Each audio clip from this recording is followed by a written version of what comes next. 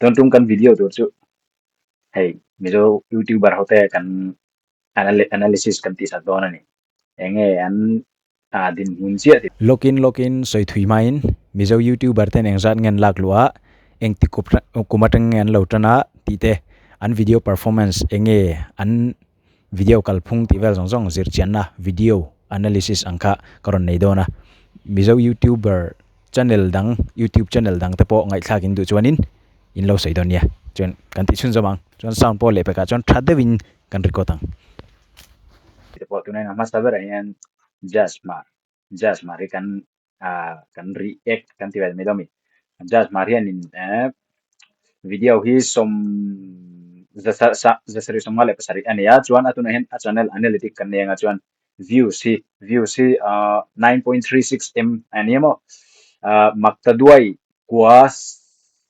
nu maktaduai kwa noi thum singruk ani tinani chu views hi chuan subscriber hi athara nei bela ni somni pariat kalta chung khan mi singthum sang kwa in subscriber anron subscribe thara chuan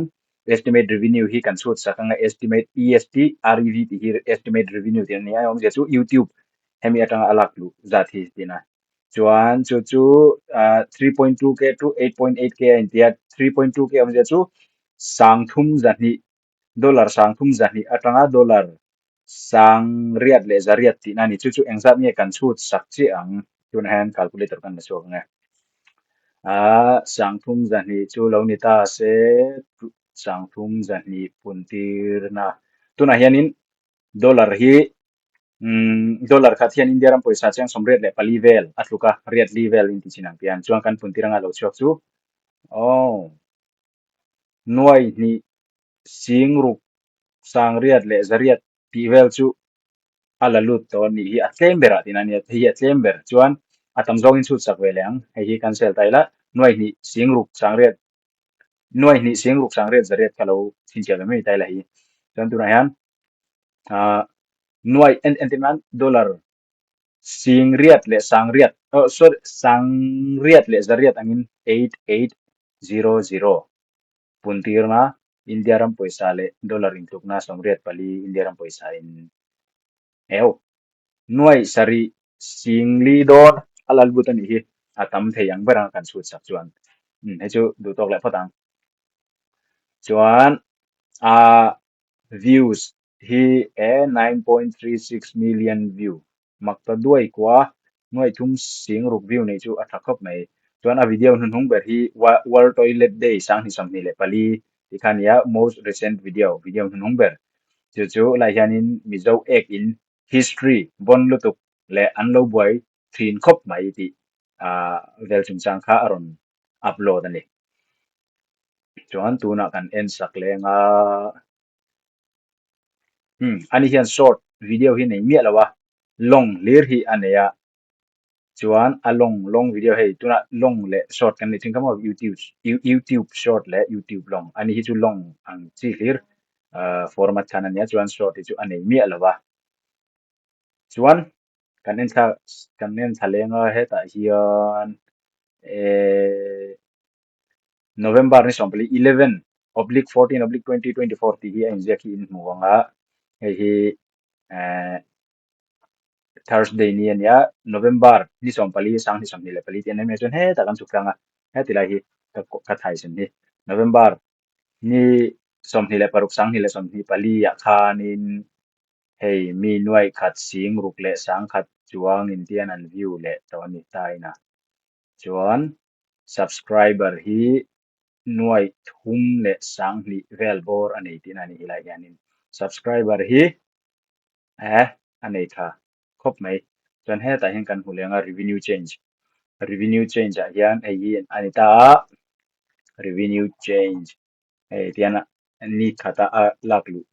ang turang vel I enge average ang khatian an ti thla sajal tin ani tian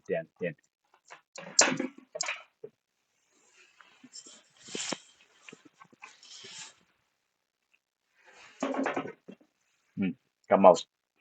mouse ka thai sa thei sam chuan a daily average kan en sakang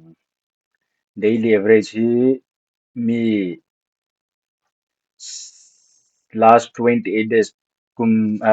ni som ni paret kalta chung kan mi sing thum le sang kwa in unsubscribe bela chuanin mi nuai kwa ni lo mi makta duai kwa sing thum sang ruk ni lo makta duai kwa nuai thum sing ruk sang ruk za som nga le pan hi in an a video hen lo en sakti na nya chuan hi a YouTube atanga a lo turang zat vel ten chu 3.17k dollar chuan 8.79k ti vel hen bokta chuanin ni thakhat chunga a channel lo en tu te hi 7.92 million an nia million makta duai sari nuai kwa singli in tun October ni som ni October atanga tun November kalta chung vel khan an lo en sakti na ani bon khop mai eo monthly subscribe hey just marian in headline kan en kan thai ni hi ma hey 58k mi singa le sangriatin October sa chung khanin unsubscribe tin ani chu bon khop mai chuan adan kan en sak leang alo bera December ni som ni vela chuanin 40 million view mi makta doi som li in a video jong jong hi an view sak to don tin ani chu chuan heta hian a pial ya hian along zek le te hi number 1 number 2 a hian 50 million view hi 50 million hi ni za som le palia ani don tin ania za som pali chu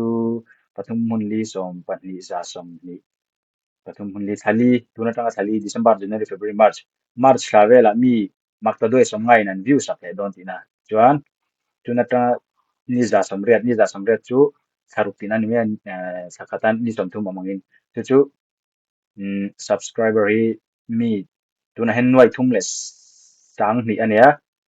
nuai khat dang pun bel le tu chuan tuna tanga tharuk vela December January February March April